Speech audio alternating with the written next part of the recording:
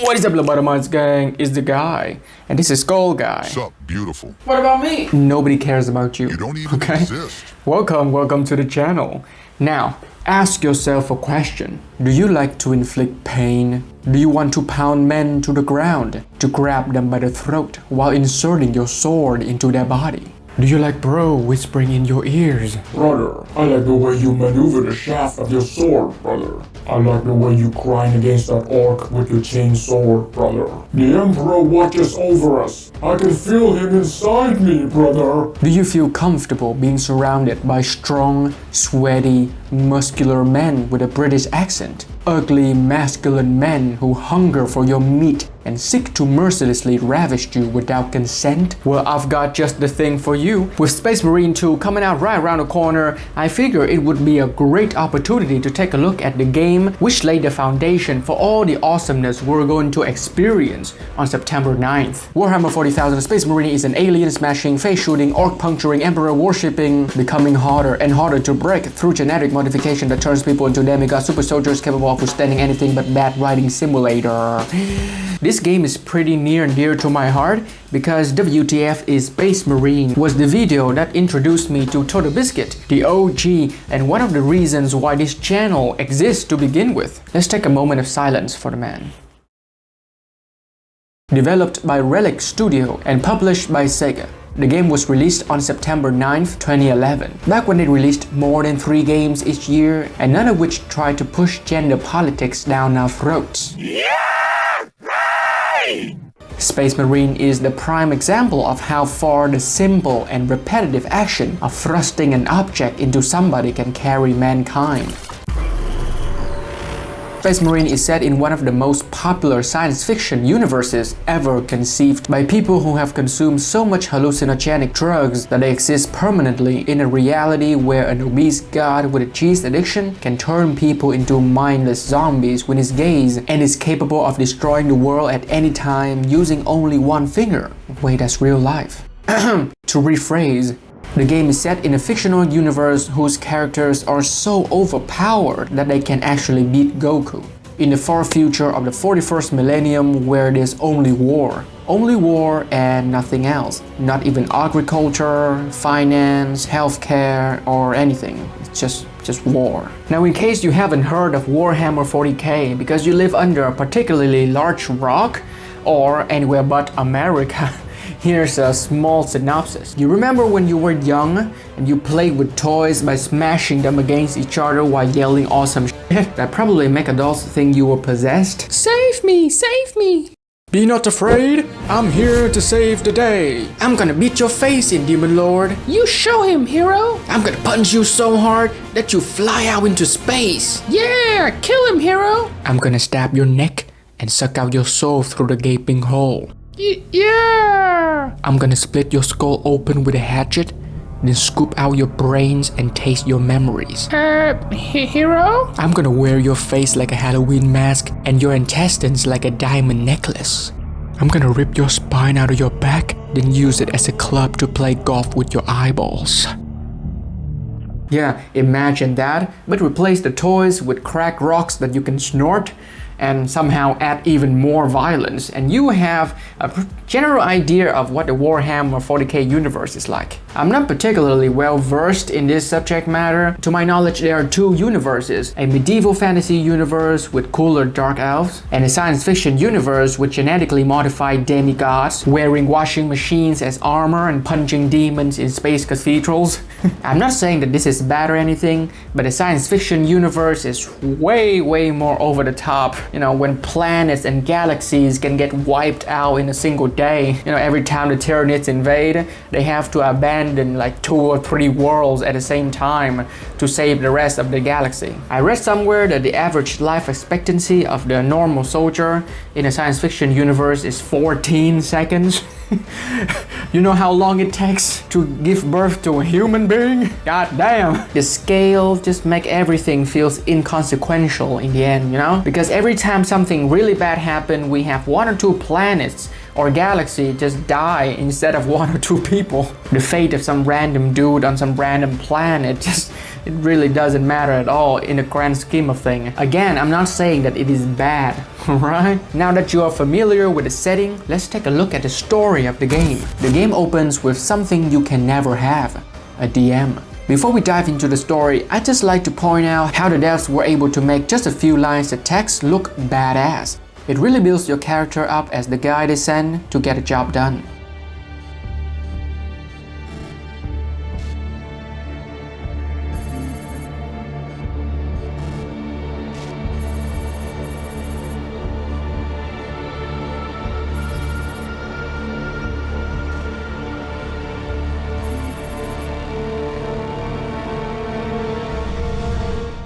If you're still confused about the nature of Warhammer 40k and Space Marines, the intro of the game tells you everything you need to know.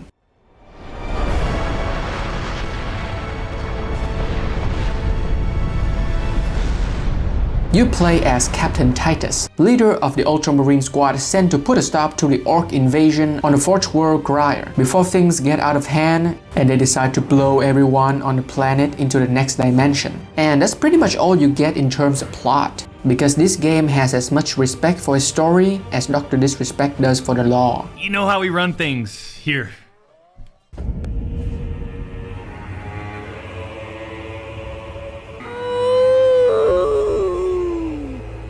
The story here is basically just an excuse to create scenarios for you to fight enemies in. It boils down to, you have a MacGuffin, you murder your way to that MacGuffin, and after you get it, another MacGuffin is presented. Rinse and repeat. It truly feels like they came up with the initial setup for the story, then make it up as they go along, which makes a strange kind of sense when you think about it, because realistically, when you're on a planetary battlefield, it's difficult to know what will happen next, so you have to improvise a lot of the time, which is exactly what the characters in the game do for the entirety of the story. This simplicity is by no means a bad thing. It's honestly enough of a plot for me, and for a game all about zealous walking industrial refrigerators curb-stomping angry cockney men while yelling religious nonsense. The devs at Relic did try their best to spice things up with a plot twist, granted one that you can see coming before you even turn on the game. Now, I don't do spoilers on this channel, but the story here has as much presence as my fatherly figure. And the twist here is so obvious that we might as well talk about it, right? So if you want to experience the game and the story for yourself, skip to the timeline, alright? As you fight your way through the Orc horde, your squad teams up with this Inquisitor. I am Drogon. Who turns out to be a flesh puppet with this guy's arm shoved all the way up his ass. This is revealed when he tricks you into opening a portal to the warp and summoning the forces of chaos. And in case his demonic haircut isn't obvious enough that he's a traitor to humanity, he also spouts some vaguely heretical dialogue that indicates he's letting on a lot less than he knows. I think the shock factor here comes from the ironic fact that 3 of the most elite space marines they send to save an entire planet inadvertently f things up even more badly. Titus is supposed to be one of the best, but for half of the story, you just blindly follow Drogon's instructions without question, even though his actions and lack of sympathy clearly indicate psychopathic tendencies. Your squad even raises some valid points about him being unnecessarily vague about potentially planet-destroying technology. Points that Titus acknowledges, then subsequently proceeds to push out of his mind with a fart. Maybe this plot twist is a poorly executed one. Or maybe it's a commentary on the human nature, that no matter how much we strive for perfection or how hard we push ourselves physically, it is our very mind that holds us back from true apotheosis. And only by leaving our humanity behind do we truly become masters of ourselves and of the universe. Or, no matter what we do, it is not us but forces beyond our comprehension that determine the outcomes of actions we think are our own. Humans struggle to master our destiny, while it is entirely possible that our paths have already been set, and in struggling we only delude ourselves into thinking that we have an effect on the will of the cosmos. Maybe we like the deception. Maybe it's better to believe that we are in control rather than to face the truth. After all, you're watching this video only because of a faceless, soulless algorithm deemed it beneficial to show it to you. You might argue that you clicked on the thumbnail because you chose to, but are you sure you weren't influenced by other factors? A sentence your friend said, a few seconds of an ad you skipped, an audio effect you ignored, a glimpse of a poster on a random wall you drive past on your way to work, or how cool the thumbnail looks? All of these things gently nudge you toward this very moment. It is your destiny to watch this video. Now you will press subscribe because I have just reminded you to do so, and because you like the video. From the moment you drop onto the planet's surface until the credits roll, you have but one goal: annihilation.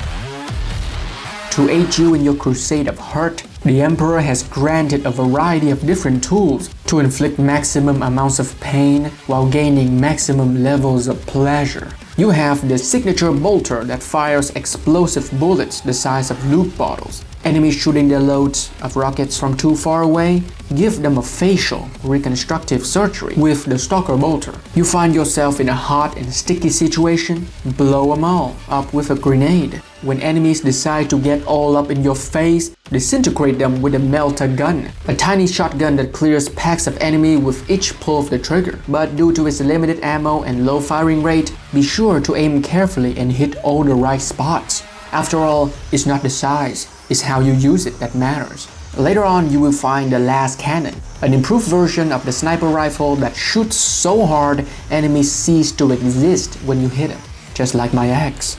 Now if you prefer to get up close and personal, you have the chainsaw, whose penetrative force makes it perfect for those hard to reach places. Switch to the axe and hit multiple orcs in many different positions at the same time. Then pull out the power hammer and take the big ones to Pound Town. The way you grab and pound got me going, brother. If all fails, you can finish them off quickly with just a few strokes of the combat knife. Enemies are stunned after getting slapped around a few times. You can then perform a finisher that replenishes your health. However, you can still be subjected to the London special if you're not careful, because you leave yourself fully exposed and vulnerable during the act. Now if you're thinking that this is either the coolest or the gayest shit ever, you would be wrong on at least one of the accounts. You can only carry one melee weapon at a time, and the variety of the guns here leave a lot to be desired. You know, they serve their purpose, but I wish we could just switch to any melee weapon on a whim and carry more than 4 ranged weapons at a time.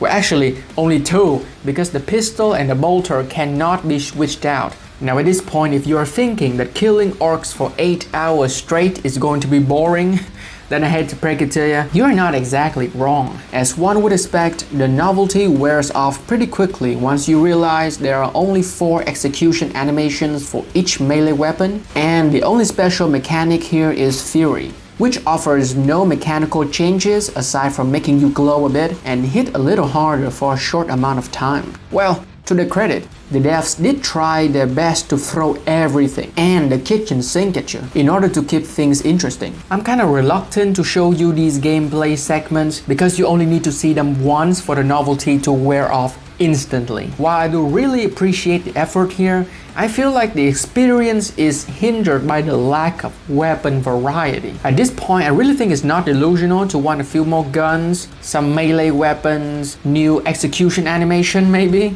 and more supporters on my Patreon. Thank you to my patrons, and special shout out to all Sayeris in the Lobotomized tier. Haha. The F3 uncensored version of this video as well as extra content is on the Patreon. So if you like what you see here, consider supporting the channel. Space Marine 2's release is right around the corner, so if you don't want to miss my video on that, stay tuned. Aside from being a little bit too repetitive at times, especially towards the end when you have all the cool shit unlocked, the gameplay of Space Marine is great. The combat is extremely smooth, the animations are fantastic, the is just wonderful. From the satisfying sound of the Stalker Bolter to the insanely powerful revving of the chainsword.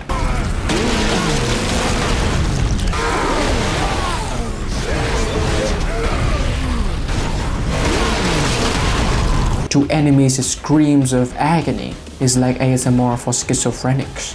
And listen to this. Ooh, god damn! If that doesn't spell walking death machine coming at you at Mark 5, then largate de aquí. Quítame esa mierda de delante. With the non-existent story and you playing as Ronnie Coleman if he absorbed all the steroids from Michael Hearn, you can't expect much from the voice acting.